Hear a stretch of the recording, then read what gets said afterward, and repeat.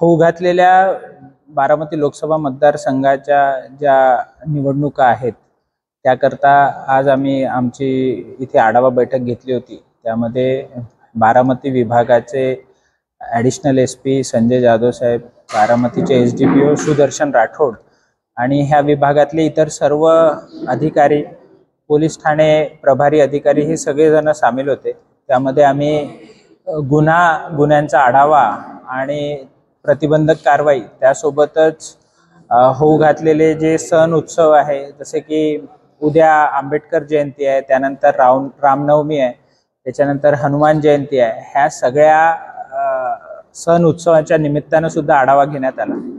त्यासोबतच इलेक्शनच्या अनुषंगानं जी प्रतिबंधक कारवाई आहे त्याच्या अनुषंगानं सुद्धा आढावा घेण्यात आला आणि इलेक्शन्स जे आहेत ते अतिशय शांततेच्या वातावरणात होतील अशी आम्हाला खात्री आहे।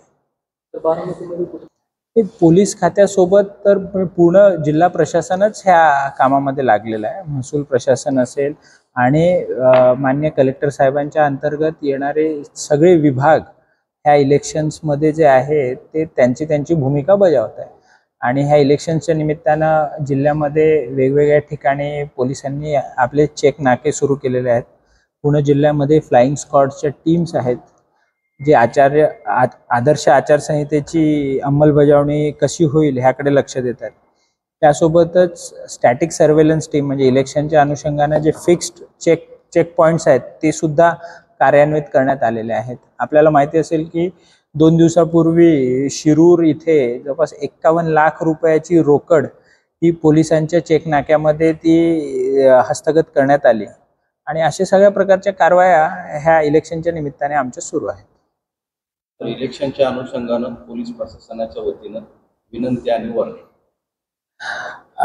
इलेक्शनच्या अनुषंगानं मी बारामतीच्या जी जनता आहे म्हणजे बारामती लोकसभा मतदारसंघातले जे काही आमचे नागरिक आहेत त्या सगळ्यांना एवढंच आवाहन करू इच्छितो की ह्या निवडणुका निर्भीड वातावरणात व्हाव्या, निर्भय वातावरणात व्हाव्या, ह्याकरता पोलीस दल सर्वतोपरी प्रयत्न करत आहेत।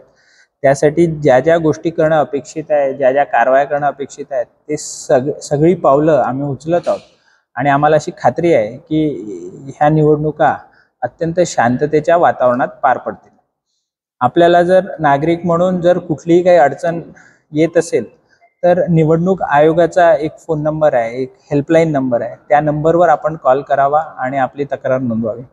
त्या व्यतिरिक्त कायदा सुव्यवस्था असेल, गुन्हा असेल, ह्या अनुषंगाने आपली काही अडचण असेल 112 डायल 112 हा जो नंबर आहे त्या नंबरवर सुद्धा नागरिकांनी संपर्क साधावा। आमच्या म्हणजे नागरिकांचे जे काही डिस्ट्रेस कॉल्स असतील त्या सगळ्यांना उत्तर देण्यासाठी पोलीस दल सज्ज आहे। सर, हिंदी में जानना चाहेंगे कि आज